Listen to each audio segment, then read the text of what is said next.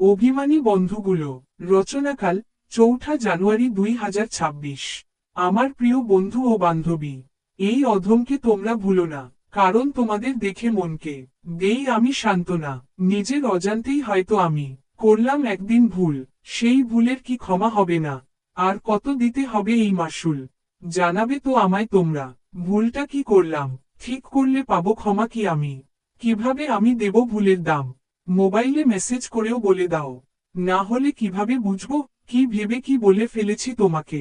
তা কিভাবে জানবো? অভিমানী হয়ে থেকো না তোমরা, কথা বলো একটিবার। তোমাদের হাসি মুখটি না দেখলে সব লাগে অন্ধকার।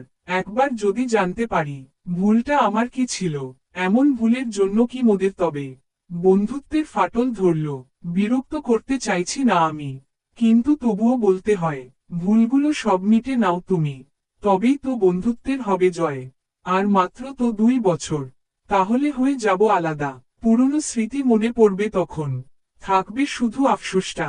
পারবো না তখন ক্ষমা করতে আমি নিজেকে, সেই জন্য দয়া করে বলো একটিবার, সংশোধন করব সেই ভুলটাকে। কলমে তুষার কান্তি রায়।